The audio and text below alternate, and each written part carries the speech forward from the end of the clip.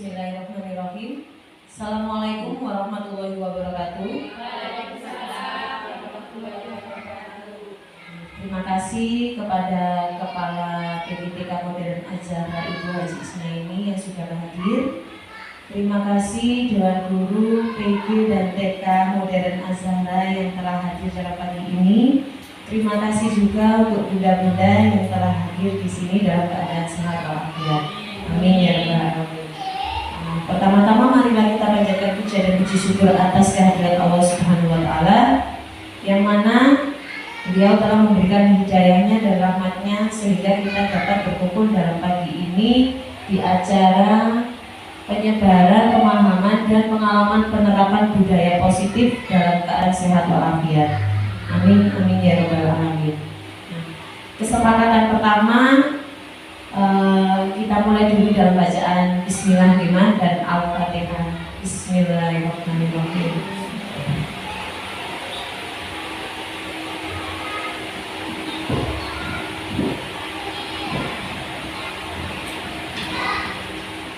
Amin ya rabbal alamin.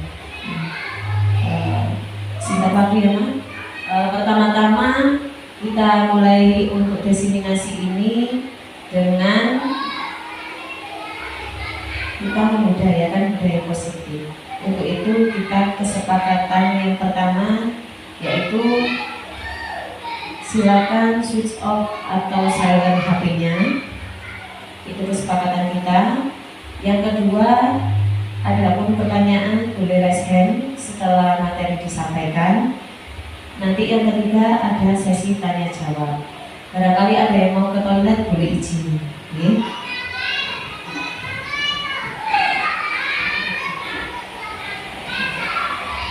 Oke, langsung kita mulai di modul 1.4 yaitu budaya positif. Nah, saya perkenalkan dulu, ini adalah Bapak fasilitator saya, Bapak Ihsanul Mukhtar, dan saya sendiri sebagai calon guru penggerak angkatan 7. Dan sebelahnya lagi yaitu Bapak fasilitator Bapak Bambang Rianto. Halo. Hai. Hai. Halo. Kok tegang Mah? Bunda, kenapa tegang ya? Sarapan. Oh iya. Kita mulai dulu ice breaking yang pertama ya. Kalau saya bilang tepuk 1 jawabnya yes. Tepuk 2 jawabnya oke. Tepuk 3 jawabnya siap belajar. Tepuk 4 jawabnya konsentrasi. Tepuk 5 siap belajar. Kita ulangi lagi ya. Ya. Tepuk 1 yes. Tepuk 2 oke. Tepuk 3 semangat. Tepuk 4 konsentrasi. Tepuk 5 siap belajar. Kita mulai ya. Tepuk 1 yes. Semangat. Tepuk 1 yes. Tepuk 2 oke. Tepuk 3 semangat. Tepuk 4 konsentrasi. Tepuk 5 siap belajar. Tepuk 3 semangat. Terima kasih, beri aplaus dulu. Sebelum saya memulai pada materi inti yaitu budaya positif, saya akan menyampaikan dulu tentang materi tujuan pendidikan. Tujuan pendidikan menurut Ki Hajar Dewantara.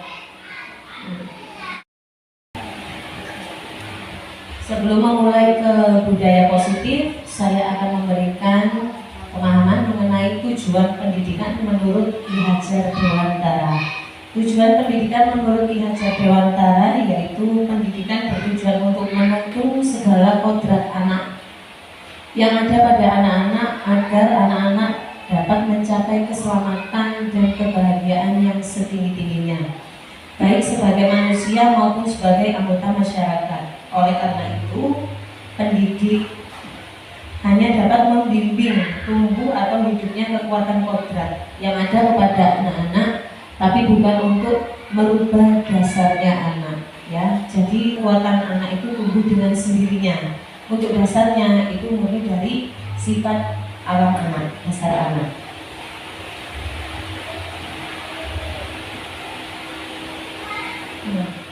Budaya positif. Budaya positif merupakan nilai dan kebiasaan di sekolah yang berpihak kepada murid agar dapat berkembang menjadi pribadi yang kritis, penuh rasa hormat, saling sayang, bertanggung jawab sesuai dengan profil pelajar Pancasila. Nah, sebelum kita mengarah ke materi selanjutnya, profil pelajar Pancasila itu apa ya? Ada yang tahu? Ada beberapa karakter profil pelajar Pancasila. Sudah ada lagunya. Barangkali Bu Ria, Bu Rita, kita nyanyi bersama-sama ya, Ma. 3, 2, 1. Pelajar Pancasila beriman dan bertakwa pada Tuhan yang Esa dan berakhlak mulia, berkebinekaan global, gotong royong mandiri, kreatif dan bernalar kritis. Oke, terima kasih. Itu tadi profil pelajar Pancasila. Yang pertama tadi adalah perubahan paradigma belajar. Pembelajaran yang dirancang berdasarkan prinsip-prinsip pembelajaran berdiferensiasi sehingga setiap anak belajar sesuai dengan kebutuhan dari tahap perkembangannya untuk mewujudkan profil pelajar Pancasila. Perubahan paradigma belajar ini disiplin. Nah, disiplin menurut Mama apa artinya? Menurut Bunda, disiplin sebagai ada yang jawab peraturan, apalagi dan tanggung jawab, apalagi Bunda Maya tata tertib.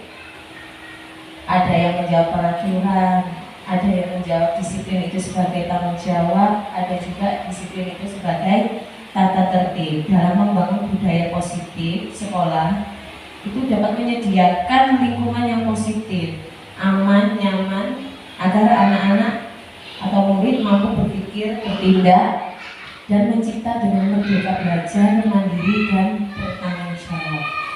Nah, sebelum ke materi selanjutnya, mari kita mencoba untuk bermain cobalah buka. Tangan kita genggam. Nah, salah satu tangan kita genggam. Di sini kesepakatannya adalah pihak A mengepalkan salah satu tangan, ya. Untuk yang pihak B sebagai pembuka kepalan tangan kita. Nah, coba bergandengan dengan temannya. Yang pihak A sebelah kanan, pihak B sebelah kiri. Jadi pihak A ini menutup genggaman tangannya. Yang pihak B sebagai pembuka genggaman tangan, ya. Boleh pihak B ini membujuk, boleh merayu, boleh menghardik, boleh mengancam, bebas. Bagaimana caranya? Coba diekspresikan. Ya, kira-kira Bu Maya setuju apa tidak jika kepalan tangannya ini dibuka oleh teman sebelahnya?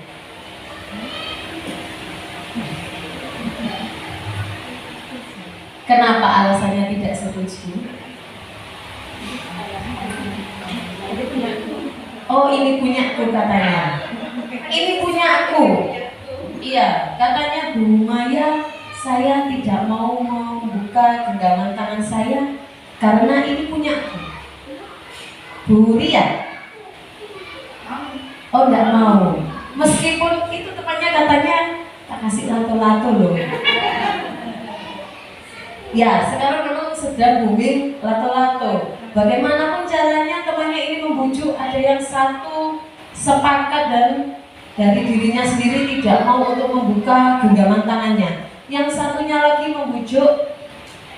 Nanti saya kasih lato-lato kalau mau membuka genggaman tangannya. Ada lagi Bunda Lilis mau membuka genggaman tangannya atau tidak? Kalau bertanggung jawab silakan. Oke, beri tepuk tangan. Saya mau membuka genggaman tangan saya kalau tanggung jawab. Mantap, terima kasih. Nah, genggaman tangan ini adalah keyakinan kita, ya. Genggaman tangan ini adalah keyakinan kita, di mana kita memiliki suatu keputusan, kehendak, tanggung jawab yang mana itu tidak diberikan kepada orang lain. Karena satu, itu milik saya, itu tanggung jawab saya. Nah, inilah keyakinan kita. Keyakinan kita di mana kita mau membuka atau menutup tangan kita. Itu adalah kepercayaan kita dari diri kita sendiri, bagaimana kita mempercayakan membuka atau tidak. Inilah keyakinan kita. Ya. Next. Ilusi guru mengontrol murid. Saya ulangi lagi ya, ilusi guru mengontrol murid. Ya, jadi di sini tidak ada unsur keterpaksaan sebenarnya, tapi karena ilusi guru mengontrol murid, yaitu murid ini berbuat sesuatu jika memilih untuk tidak melakukannya. Tapi karena guru yang mengontrol murid, jadi mau tidak mau harus sesuai dengan izin guru, karena sudah dikendalikan atau dikontrol oleh gurunya.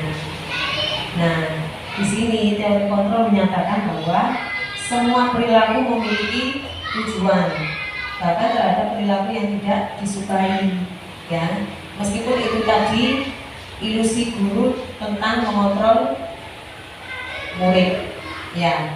Yang kedua, ilusi bahwa semua pengaturan positif, efektif dan bermanfaat. Kalau tidak manut, tidak baik.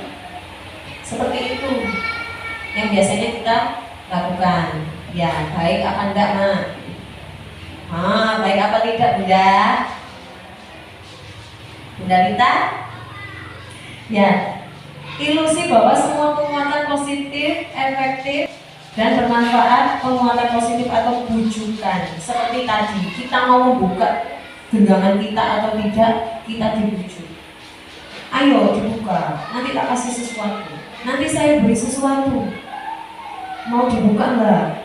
Sedangkan ini adalah kekeh bahwa ini adalah keyakinan kita, tapi karena bujukan, semua penguatan positif, efektif dan bermanfaat, ya. Bahwa segala usaha untuk mempengaruhi murid agar mengulangi sesuatu perilaku tertentu adalah suatu usaha untuk mengontrol murid tersebut dalam jangka waktu tertentu. Jadi anak tersebut itu akan berpikir ulang, mau atau tidak mengulangi lagi, ya. Ada juga kemungkinan murid ini tidak akan mengulangi ataupun mengulangi lagi, ya, karena sudah memiliki keyakinan yaitu sesuai dengan genggaman tangan tadi. Yang ketiga, ilusi bahwa kritik dan membuat orang merasa bersalah dapat menguatkan karakter. Nah, di sini menggunakan kritik dan rasa bersalah untuk mengontrol murid menuju pada identitas gagal. Ya, kadang kita sebagai pendidik merasa kalau anaknya merasa bersalah itu kita sukses.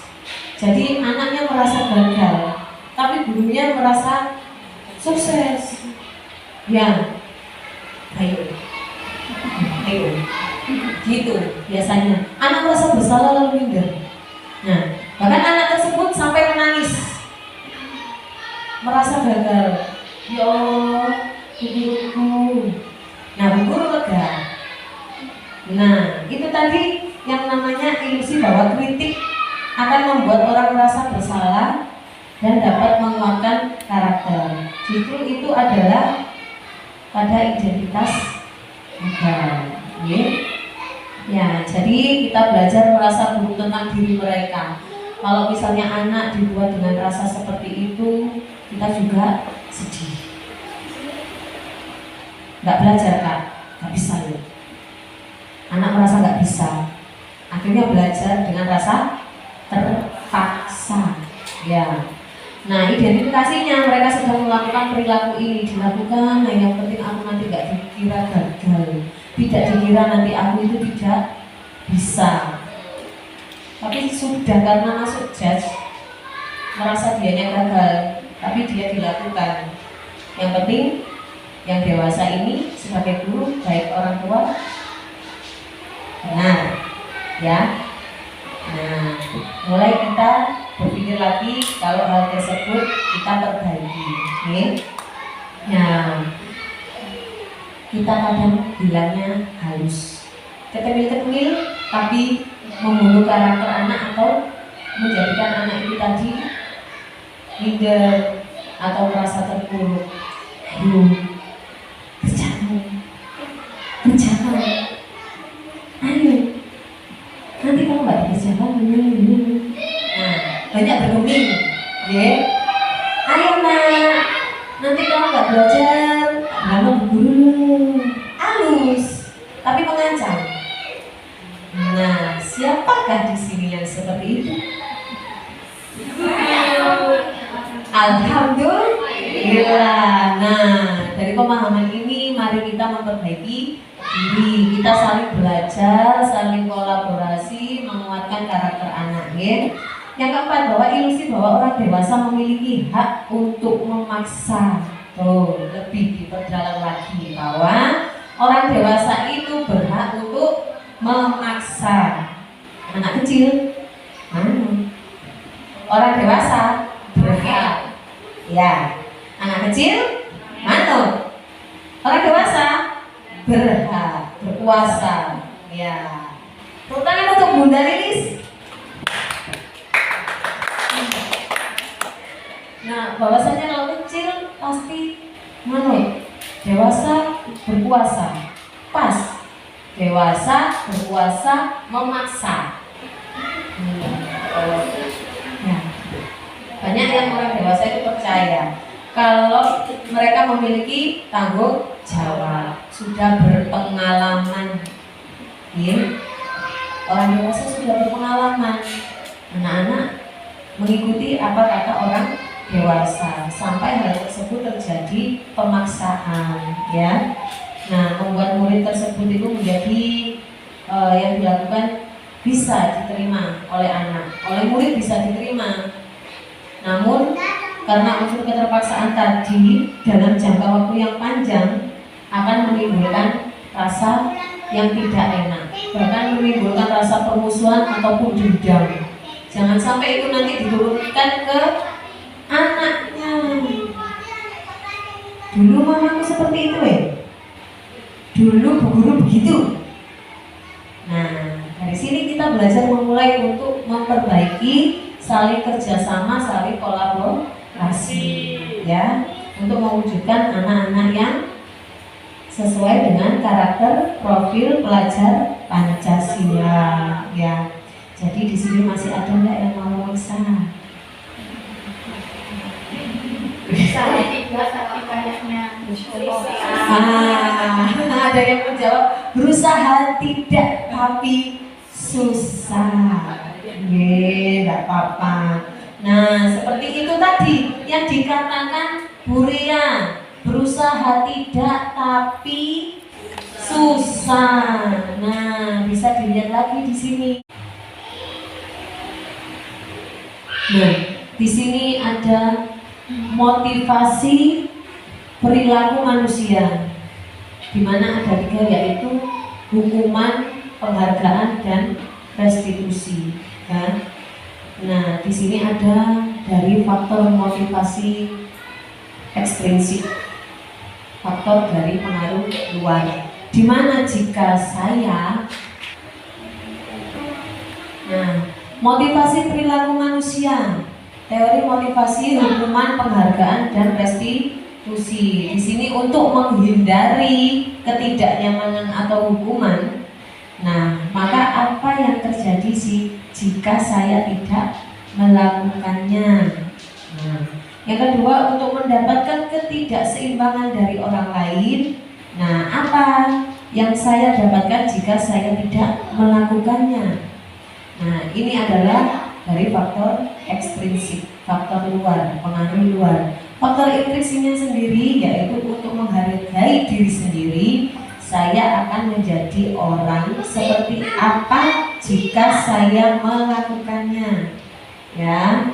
Nah, di sini Bapak Ibu hebat ya, untuk mendapatkan imbalan ataupun penghargaan ya. Ibu-ibu suka mana? Memberikan anak-anak hukuman kah? Terus motivasi yang diberikan ke anak agar anak itu tadi dapat mencapai apa yang kita harapkan. Apakah dengan dihukum? Apakah dengan memberikan penghargaan? Penghargaan. Yang sebelah sini keduanya. Barangkali Bu Mila penghargaan. Suka dengan penghargaan ya? Iya. Nah, untuk mendapatkan penghargaan ya ataupun imbalan, di sini ada dampak jangka panjang.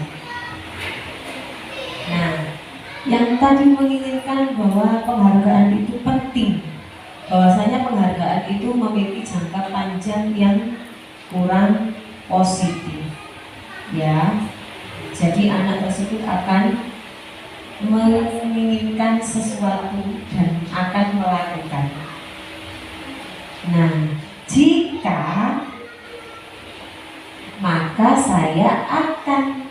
Nah, misal jika mamaku membelikan mainan baru, aku akan mengerjakan PR. Nah, itu nanti akan ke bawah pada anaknya. Akan ke bawah bahwasanya anak itu tadi akan memiliki rasa penghargaan dari mamanya itu penting. Padahal maksudnya orang tua adalah memberikan penghargaan untuk motivasi, sergap ataupun semangat giat belajar.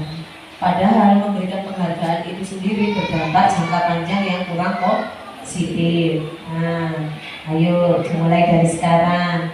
Memberikan hukuman juga seperti itu, ya. Jadi harus bagaimana? Halo. Hai. Hai. Halo. Bagaimana caranya untuk memberikan yang tepat kepada anak? Apakah penghargaan ataukah hukuman? Jadi seperti kemarin Bu Guru telah melakukan, yang hebat dapat reward, yang hebat dapat stiker, yang hebat dapat bintang. Ternyata setelah kita mempelajari teori tersebut, bahwasanya teori tersebut perlu kita perbaiki untuk menjadikannya lebih positif, ya. Untuk menjadi orang yang mereka inginkan, anak-anak itu memiliki rasa percaya. Contohnya, bagaimana Mama? Bunda? Kita sebagai pendidik, kita juga sebagai mama di rumah mengharapkan yang terbaik, ya. Nah,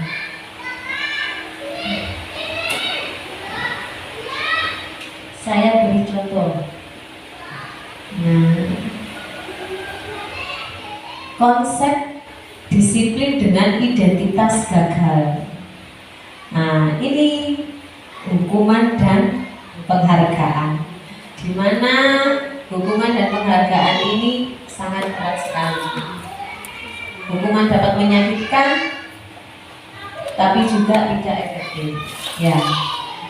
Tidak nyaman dan merusak hubungan. Nah, murid merasa takut dan mematikan kreativitas.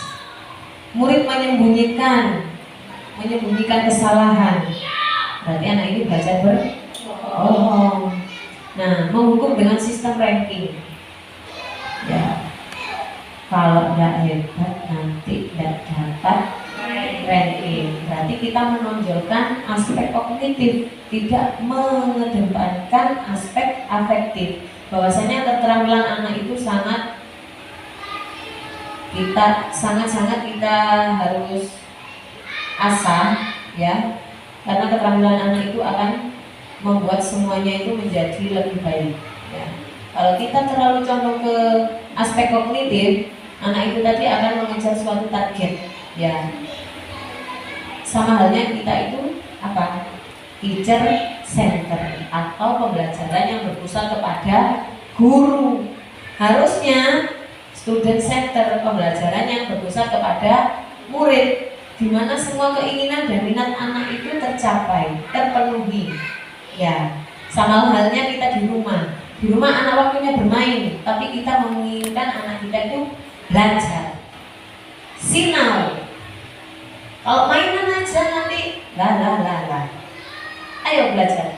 Ayo sinau biar jadi anak pintar. Kita mengejar aspek kognitifnya ya.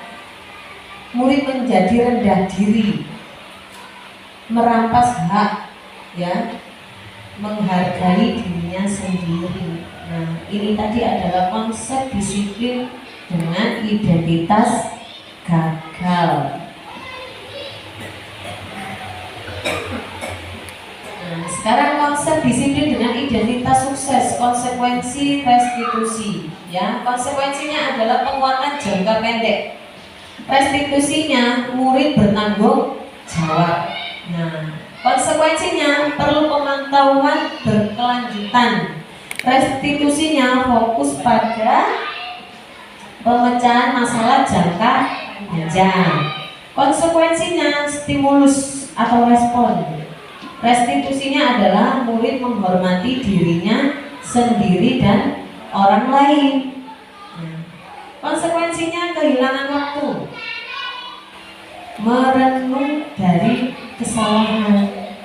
Nah, di sini restitusinya adalah murid bersenang-senang memperbaiki kesalahan ya.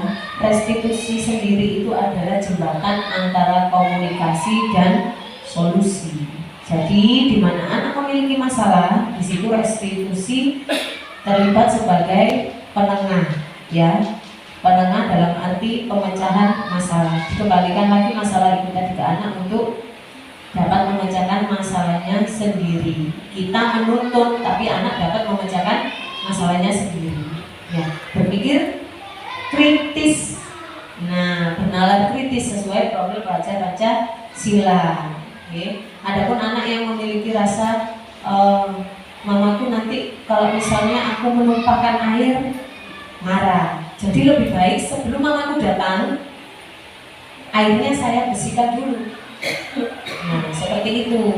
Nah, itulah kalau misalnya restitusi kita tuntut dengan langkah yang benar, dengan arahan yang baik, maka akan menjadi perilaku yang positif dan lebih baik.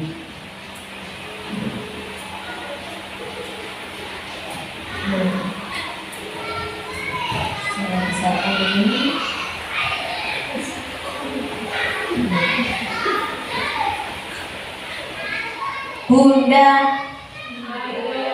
Bunda, tepuk 1, tepuk 3, masih semangat? Nah, sebelum ke ini, apa itu hukuman? Apa bedanya hukuman dan konsekuensi? Nah, jika hukuman, apa itu hukuman? Suatu ganjaran. Berarti anak kalau melakukan sesuatu jelas dapat ganjaran hukuman ya. Oke, tepuk 1. Yes atau oke? Yes. Tepuk 2. Tepuk 3. Tepuk 4. Oke. Tepuk 5. Tepuk 3. Tepuk 1. Oke, sudah siap? Nah, hukuman. Apakah itu hukuman? Dan apakah itu konsekuensi? Hukuman adalah pelanggaran. Dari Bumila adalah hukuman adalah sesuatu dari kesalahan yang dilakukan. Ada lagi? Konsekuensi. Apa bedanya hukuman dengan konsekuensi? Jika hukuman itu tadi dijawab oleh Bumila sesuatu dari kesalahan. Nah, ada lagi hukuman itu apa? Benar? Oh, Benar mengatakan bahwa hukuman itu adalah tindak tegas. Pinter sekali. Tepuk tangan untuk Benar. Hukuman adalah tindakan tegas. Nah, hukuman merupakan sesuatu hal dari kesalahan. Hukuman adalah tindak tegas. Konsekuensi.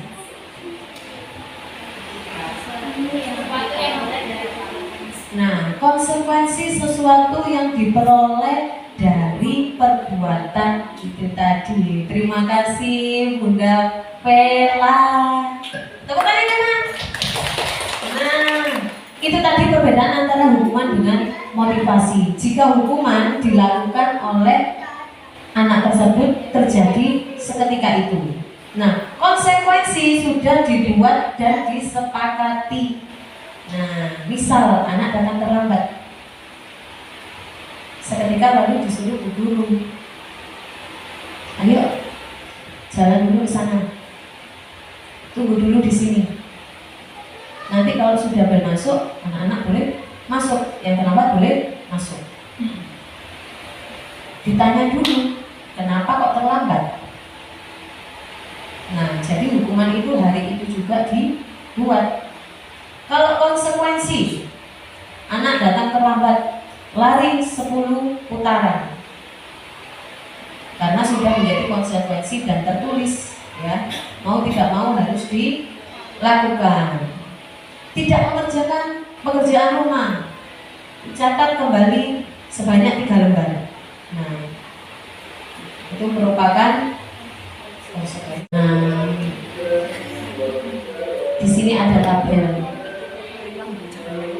Tahun ini Dimas berusia 17 tahun. Ia senang sekali ketika ayahnya mulai mengajarkan cara menyetir mobil. Usia 17 tahun, anaknya sudah belajar nyetir mobil. Nah, ia berlatih menyetir. Ia terlihat senang, sangat senang sekali karena bisa belajar nyetir mobil. Nah, ketika dia belajar nyetir mobil tadi dengan lancar, dia bisa mengendarai lancar. Dia merasa senang. Nah, ketika ibunya bertanya kepada Dimas, apa yang membuat dia ingin bisa menyetir mobil? Nah, ketika jawaban Dimas adalah seperti ini. 1. Kebutuhan. Saya berusia 17 tahun. Saya harus bisa nyetir mobil sendiri. Nah, jawabannya Dimas adalah kebutuhan. Nah, yang kedua, aku merasa bangga dan keren karena di usia 17 tahun sudah bisa nyetir mobil. Ini kebutuhan dasar manusia dengan penguasaan. Nah, yang ketiga, biar bisa jalan-jalan naik mobil sama teman-temanku. Dia memiliki rasa kasih sayang dan rasa diterima. Dia meskipun dia memiliki kebutuhan dan penguasaan, tapi dia ingat teman-temannya, ingin membahagiakan temannya dengan kasih sayang dan pasti dia diterima. Nah, siapa yang gak mau diajak naik mobil jalan-jalan? Iya, Ma? Iya. Yang keempat, aku senang bisa pergi ke tempat-tempat. Kebutuhan dasar manusianya adalah kebebasan. Setelah dia bisa mengendarai mobil dengan lancar, dia akan pergi kemana-mana, merupakan kebutuhan dasar kebebasan. Nah, yang ini menyetir mobil itu seru, merupakan apa? Kesenangan. Nah, di sini ada 5 posisi kontrol guru, yaitu guru sebagai penghukum, guru sebagai teman, guru sebagai manajer, guru sebagai pembuat merasa bersalah, dan sebagai pemantau. Nah, kira-kira dari 5 posisi kontrol guru ini, manakah yang ibu guru pilih? Manakah yang sesuai dengan ibu guru? Sebagai teman, sebagai pemantau, manajer. Kenapa tidak sebagai penghukum? Ya, karena kita adalah penuntun, bukan penuntut. Nah, pembuat merasa bersalah. Setuju apa tidak? Nah, oke, kita jabarkan dulu ya. 5 posisi kontrol guru. Yang pertama, penghukum. Nah, seorang guru bisa menghukum muridnya atau anaknya, hukuman fisik ataupun verbal, ya. Ini sebagai posisi penghukum. Nah, senantiasa mengatakan ke muridnya, sekolah memerlukan sistem atau alat yang dimana dapat lebih menekankan murid-murid lebih dalam lagi. Nah, hukuman itu sering dirasa bahwa dengan hukuman anak akan tertib, ya. Nah, guru-guru yang menerapkan posisi penghukum akan berkata seperti ini. Ini kan contohnya kalau sebagai penghukum, ya. Patuhi aturan saya atau awas. Kira-kira guru seperti apa itu tadi? Nah, kita kan pernah waktu itu di SMP atau di SMA masih menemukan atau merasakan aturi peraturan saya atau awas. Nah, pernah mama merasakan bunda-bunda di sini? Nah, kita juga sebagai pendidik di rumah, pendidik juga di sekolah, jadi kita harus menghargai, ya. Kamu selalu saja salah. Ini sebagai penghukum, sering melakukan perkataan awas, salah, selalu, pasti. Nah, pasti selalu terakhirnya selesai. Nah, ya pada. Nah, di sini guru seperti ini senantiasa percaya bahwa menghukum itu akan membuat pembelajarannya berhasil. Nah, yang keduanya setelah penghukum adalah membuat merasa bersalah. Nah, membuat merasa bersalah ini anak itu diajak dalam situasi hening, diajak berbicara, berkomunikasi, ya, seperti ini. Nah, sini, Bu Guru sangat kecewa. Bu Guru sangat kecewa sekali dengan kamu. Di sini anak berulang kali diberi kalimat, Bu Guru sangat kecewa sama kamu. Halus perkataannya, mengajak anak bersama meskipun dengan nada halus tapi kecewa. Nah, di situ tadi Bu Guru mengatakan berapa kali Bu Guru harus mengingatkan, berapa kali Bu Guru harus menjelaskan. Nah, di sini posisi guru membuat merasa bersalah. Gimana coba kalau orang tuamu tahu kamu seperti ini? Bagaimana? Nah, di sini posisi murid akan memiliki penilaian diri buruk terhadap dirinya sendiri. Dia akan beban mental juga ya, merasa tidak berharga bahwa yang dilakukannya adalah mengecewakan. Ya. Selanjutnya posisi guru sebagai teman. Nah, ini juga perlu diwaspadai karena posisi teman itu kadang berjangka panjang juga kurang baik, ya. Posisi teman tidak menyakiti murid, seperti halnya seperti membebaskan. Oh ya sudah, nggak apa-apa. Oh sudah, nggak apa-apa. Oh iya, nggak apa-apa. Ini guru sebagai murid. Nah, dalam anggapannya Bunda di sini, guru di sini adalah guru sebagai teman itu seperti membiarkan, iya. Oh iya, nggak apa-apa. Anaknya keliru, muridnya keliru, nggak apa-apa. Setuju? Nah, ya. Padahal di sini guru itu tidak menyakiti murid, tidak menyalahkan murid. Posisi sebagai teman itu, namun akan tetap berupaya mengontrol murid melalui persuasi. Ya, posisi teman pada guru bisa dilihat negatif atau positif. Karena apa? Positif di sini berhubungan baik dengan terjalin antara guru dengan murid. Merasa gurunya itu tadi fair, merasa gurunya itu tadi care. Karena merasa posisi guru tadi sebagai teman. Nah, positifnya di situ. Nah, dari sisi negatifnya, anak akan berdampak bila suatu guru tersebut tidak membantu, maka murid itu akan kecewa dan berkata, bagaimana? Saya pikir itu teman saya. Nah, itu kecewanya anak dari segi negatif.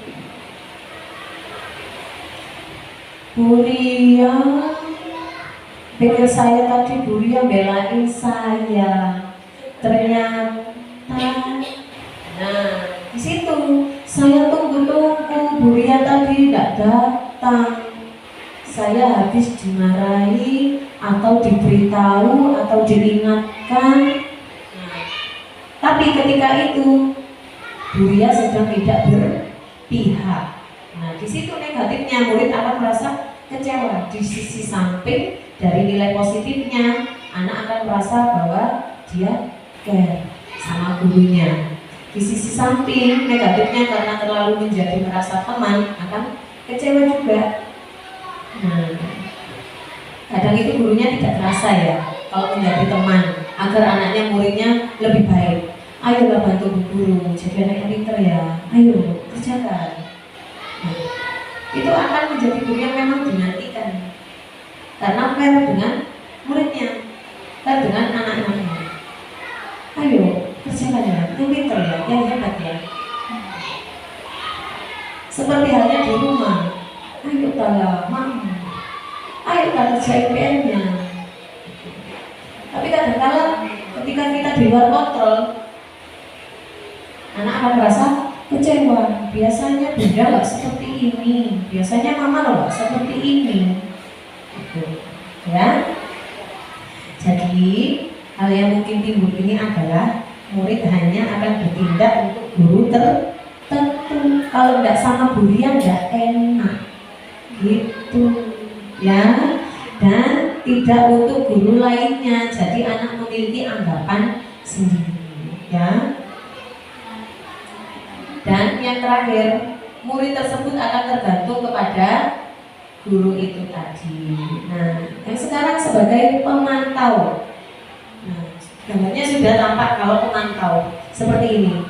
Nah, pemantau berarti apa, Ma? Memantau, mengawasi. Nah, di sini guru sebagai pemantau atau mengawasi, ya. Pada saat kita mengawasi anak, kita itu bertanggung jawab untuk perilaku dan apapun yang dilakukan anak kita awasi, kita pantau, ya. Nah, posisi pemantau berdasarkan pada peraturan-peraturan dan konsekuensi. Jadi anak itu dipahami dulu, dilihat dulu, diawasi dulu, dipantau sampai sejauh mana dia melakukan, ya. Nah, dengan menggunakan sanksi atau konsekuensi. Kalau anak itu tadi salah, barulah konsekuensi itu tadi diberikan. Nah, itulah posisi guru sebagai pemantau, ya. Misalnya, nah, apa yang kamu lakukan? Sanksi atau konsekuensinya itu baru diberikan. Ya, pemantau mengandalkan apa, Ma? Kalau misalnya anak dilihat, enggak, lihat dulu anaknya ini, oh salah apa enggak, keliru apa enggak. barulah itu nanti diberikan konsekuensi. Berarti guru tersebut melakukan apa? Perhitungan. Iya, perhitungan catatan. Catat dulu. Jadi pemantau itu tidak langsung seketika itu memberikan hukuman, tapi dilihat dulu, dipantau dulu, baru diberikan konsekuensi. Nah, posisi yang terakhir yaitu manajer. Posisi guru sebagai manajer. Nah, manajer adalah posisi di mana guru berbuat bersama-sama dengan murid, ya, mempersilahkan murid mempertanggungjawabkan apa yang telah dilakukan, apa yang telah melakukan seperti kayak kesalahan, ya. Jadi guru tersebut dengan muridnya mempersilahkan anak untuk mempertanggungjawabkan. Jadi mendukung murid untuk menemukan solusi, ya. Nah, ini adalah gambaran segitiga restitusi, di mana yang sisi sini kamu tentu punya alasan mengapa melakukan itu. Adakah cara yang lebih efektif untuk mendapatkan apa yang kamu butuhkan? Nah, di sini adalah validasi tindakan, ya. Restitusi itu ada validasi tindakan, menstabilkan identitas, dan menanyakan keyakinan. Nah, dari sisi yang menanyakan keyakinan ini adalah keyakinan kelas apa yang telah kita sepakati, ya.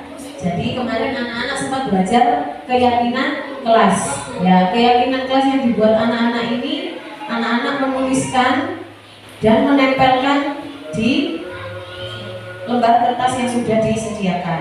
Nah, karena anak-anak tidak memiliki tanda tangan, jadi anak-anak itu mengecap dengan finger painting. Lalu dari hasil tulisan keyakinan kelasnya ditempel, ya. Seperti itu yang sudah dilakukan anak-anak. Nah, menstabilkan identitas. Setiap orang pasti pernah melakukan kesalahan. Kamu bukan satu-satunya yang pernah melakukan kesalahan.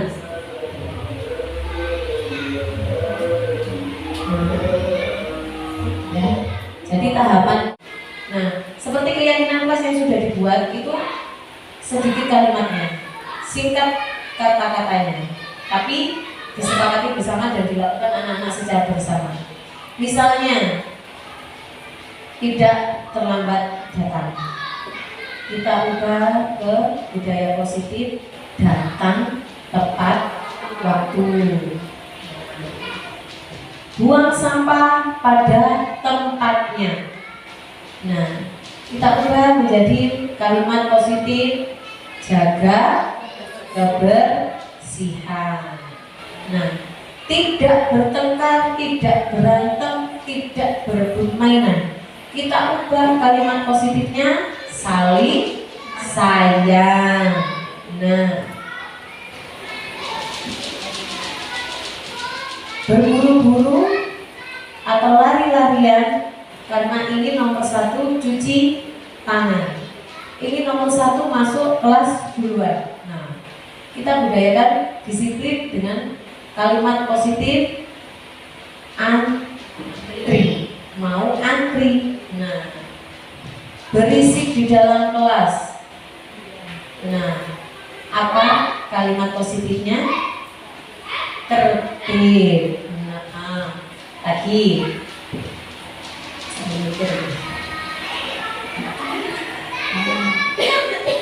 Ada lagi?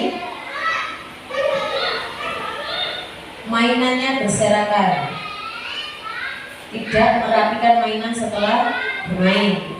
Tidak mengembalikan buku di tempatnya. Nah, kalimat positifnya adalah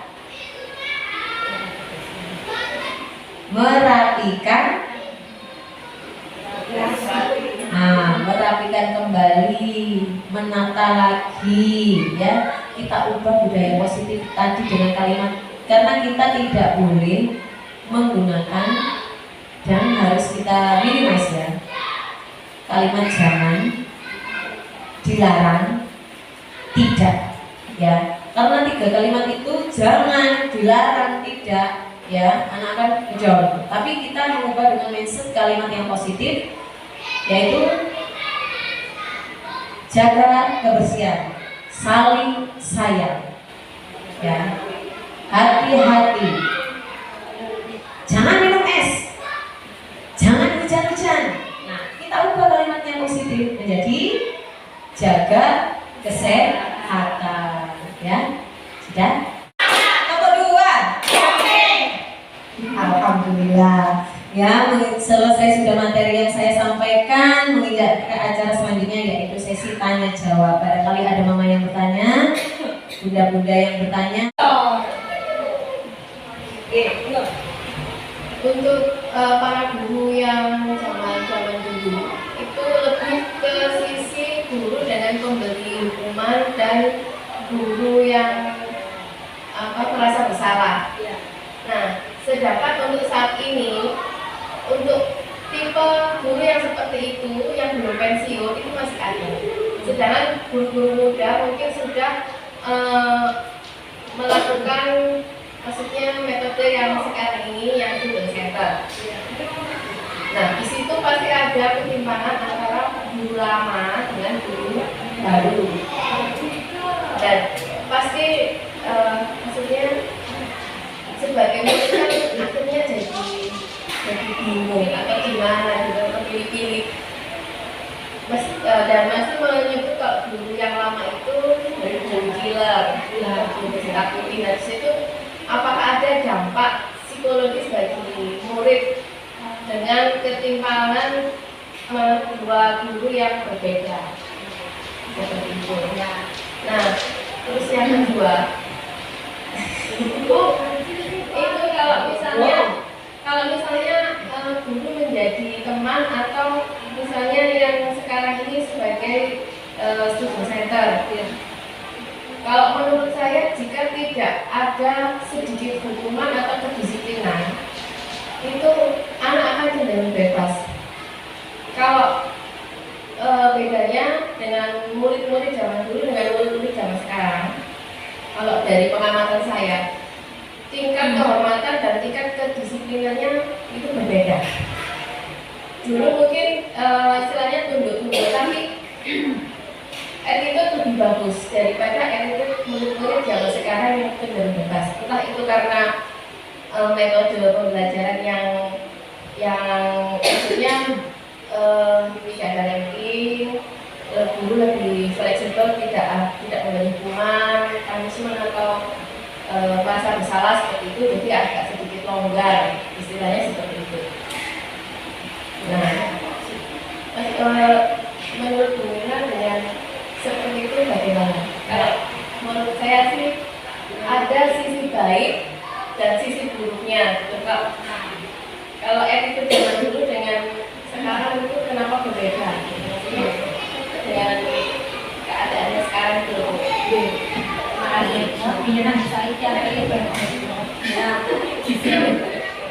Terima kasih.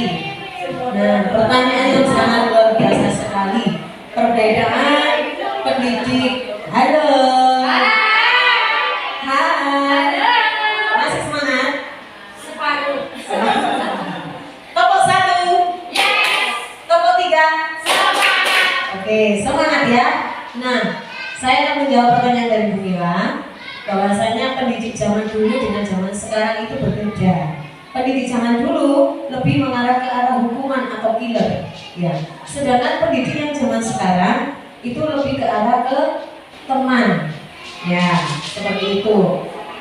Adakah hal yang lebih baik untuk mengedepankan anak agar anak itu tadi menjadi pribadi yang baik, ya, lebih beretitude, lebih sopan santun, seperti itu ya, Ma? Nah, begitu dengan saya yang saya pelajari bahwa mungkin metode zaman dulu dengan sekarang yang sudah mengenal teori pendidikan menurut belajar Dewantara. Nah, di situ juga saya merasa bahwa apa yang sudah saya lakukan menjadi teman itu seperti apa jika saya lakukan ke murid saya, dan siapa yang saya lakukan jika saya menjadi penghukum kepada murid saya, dampaknya seperti apa, ya. Perbedaan dulu dengan sekarang. sekarang lebih ditebalkan garisnya untuk kita mendalami teori Ki Hajar Dewantara, yang mana menuntun anak untuk menjadi anak yang merdeka, ya, anak yang bahagia, yang selamat, dan memperoleh kebahagiaan yang setinggi-tingginya dan bisa diterima oleh masyarakat dan dimanapun, ya. Itu nomor satu. Jadi bedanya kita waktu dulu mungkin pemahamannya belum ada, dalam arti kita masih mengedepankan hukuman, karena hukuman itu merupakan tata tertib, ya, konsekuensi. Jadi mau tidak mau anak itu melakukan, dan anak tersebut berbeda dengan anak yang sekarang.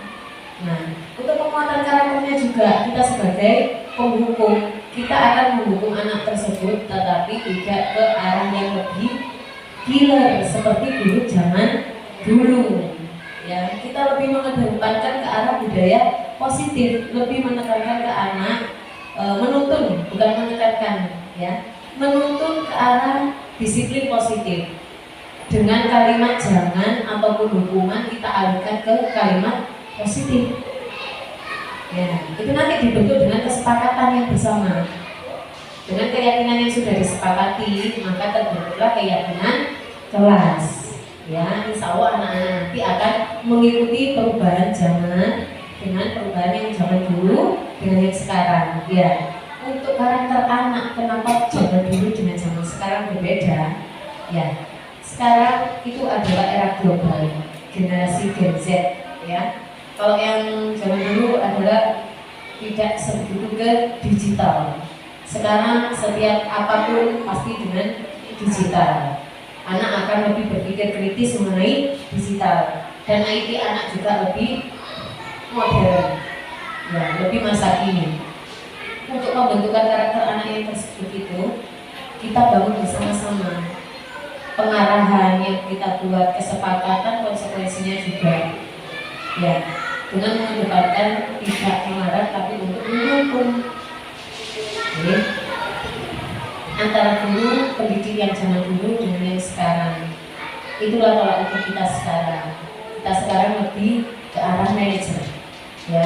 Guru yang zaman dulu dengan kita yang sebelumnya, dengan yang sudah melakukan penerapan teori Ki Hajar Dewantara, maka kita akan menjadi ke arah guru sebagai manajer, ya. Tadi sudah saya jelaskan, guru ke arah manajer itu adalah lebih ke arah mencari solusi bersama, ya. Kesepakatan yang kita buat dengan kita untuk menjadikan anak tersebut kembali kepada anak yang berakhlak baik dan tidak kembali mengulangi kesalahan yang sama. Itulah posisi manajer yang diterapkan sekarang. Baik guru ataupun murid sama-sama sebagai posisi manajer. Dia akan memanajerial dirinya untuk berbuat baik, mengetahui konsekuensinya tapi tidak melakukan kesalahan. Oke. Bagaimana dulunya?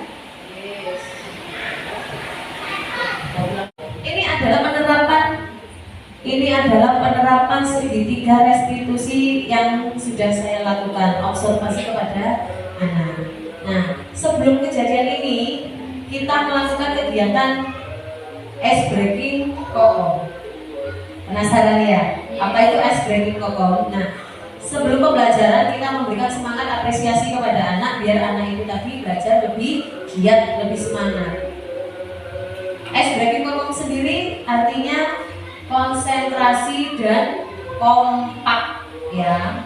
Anak melakukan kegiatan yang dipandu guru, di mana anak itu tadi fokus dengan permainan yang diberikan. Jadi melatih keasahan sama ketepatan dan kekompakan. Nah, ada insiden yang terjadi. Kebetulan ada kejadian itu tadi. Tapi dengan restitusi kita tidak menganggap bahwa anak itu sangat bersalah, tidak. Tapi kita menstabilkan dan membuat keyakinan, ya. Seperti ini videonya.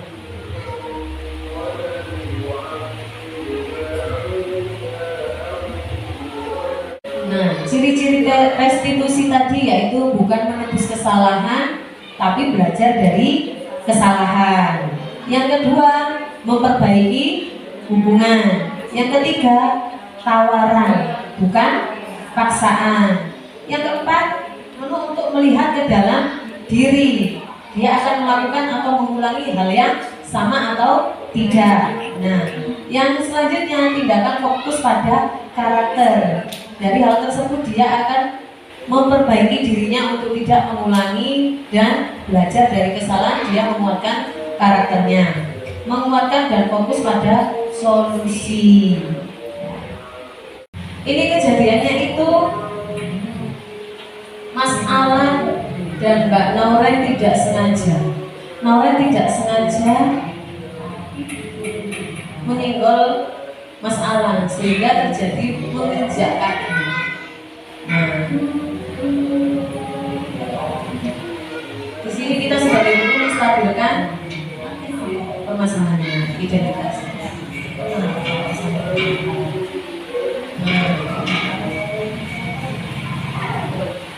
Kenapa bisa terjadi? Nah, saya dilihat di YouTube yang waktu itu gini, dia sangat natural, dia menyikapi meskipun dia marah dalam keadaan yang tidak stabil, masih sempat guyon toel, ya melihat waktu itu.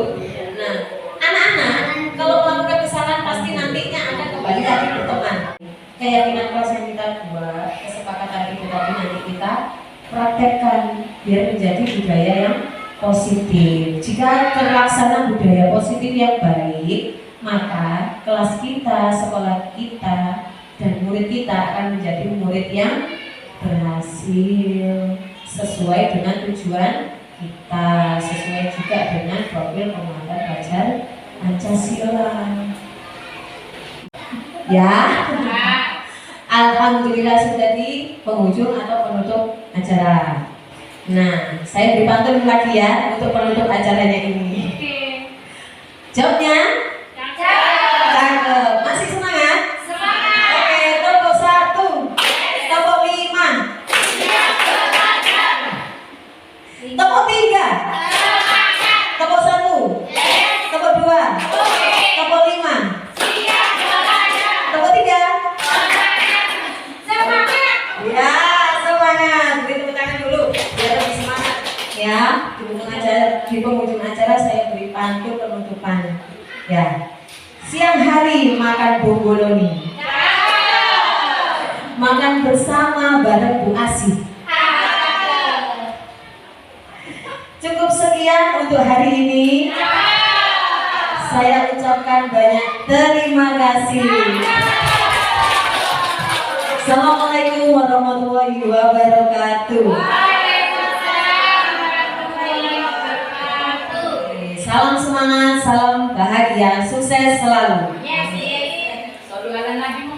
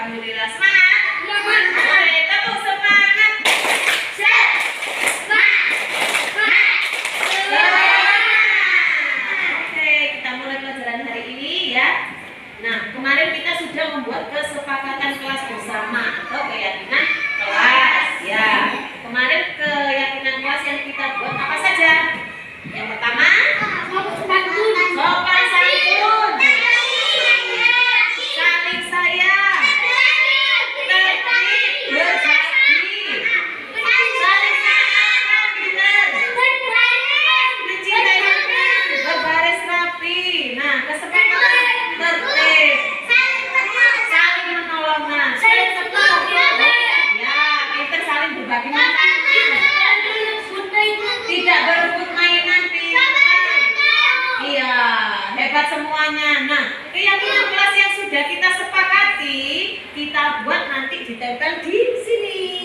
Nah, nanti anak-anak menuliskan di post-it ini dan memilih mana spidol yang dipilih. Oke, lalu ditempelkan di papan yang sudah disediakan. Ya, nanti untuk kesepakatan anak-anak kita tanda tangani dengan anak-anak mengecap jari telapak tangan di warna yang dipilih. Ada warna apa ini?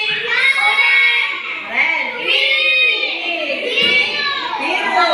Nanti tangan kiri. Halo Mas Alan. Tangan kirinya Mas Alan nanti dicapkan di sini untuk kesepakatan kelas kita, ya. Yang sudah ditulis anak-anak, kita tempelkan tangan di sini. Ya, lalu yang sudah ditulis kesepakatan anak-anak ditempel di sini. Bisa ya? Bergantian. Oke, tadi sebelum anak-anak menuliskan di sini ada beberapa gambar di sini. Nah, di sini gambarnya ada gambar anak yang tidak mau menyapa, ada anak yang mau menyapa. Ya, di sini juga ada anak yang sedang apa tadi? Rebutan mainan, saling memaki dan iya berteriak-teriak berantem. Yang gambar satu lagi ini gambar apa ya? Kelasnya kenapa ini sayang? Bisa kotor. Anak yang bandel suka buang sampah sembarangan. Jadi kelasnya menjadi kotor. Iya. Nah, betul katanya Mas Wildan. Ini ada anak yang suka menjaga kebersihan. Menjadi bersih seperti kelas kita. Ya. Glowing pinter. Yang ini ada anak yang antri sama ada anak yang tidak mau antri. Bagus yang mana ya? Iya, yang mau antri. Nanti kita sepakati keyakinan tadi, kita tempel. Anak-anak memilih mana dulu, mana yang baik di sini. Nanti kita pilih, kita tempel ya. Kita tempel di tengah. Ya. Ya, yang tengah. Kalau untuk yang sisi kanan kiri ini nanti kita sepakati tempel dengan tulisan yang sudah dibukukan oleh Binder Cap Pinter. Oke? Kan? Ya, ayo. Ya, tempel. Oke, good. Cuci tangan. Ya. Warna-warni boleh.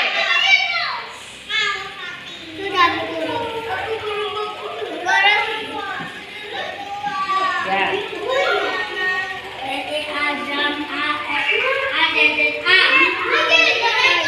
Oke, ditempel di sini, tempel. Nah, cuci tangan ya. Ayo, warna. Mau warna mana?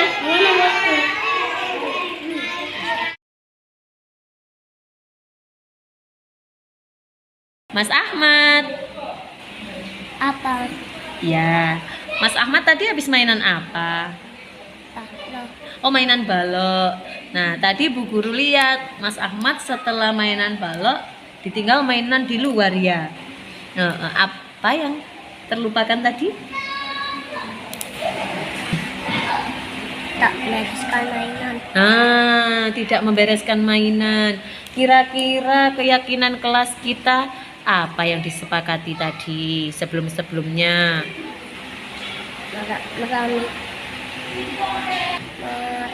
Merapikan mainan. Iya, merapikan mainan.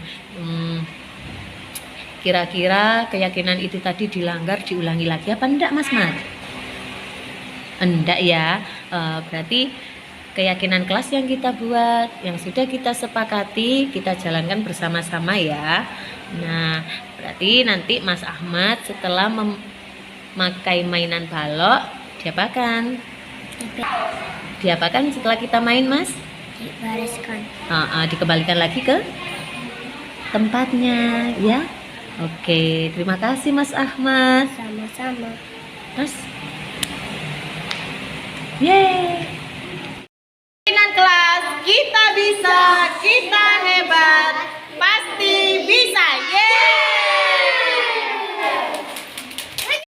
Keyakinan kelas, kita bisa, kita hebat. Yeay!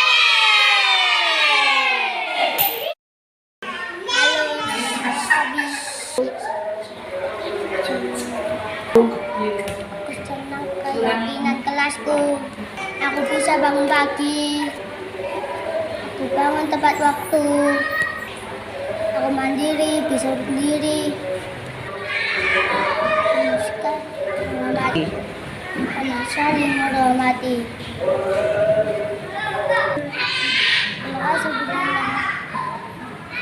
Kata saya Sabrina, aku senang dengan keyakinan kelasku yang kita buat bersama-sama teman-teman.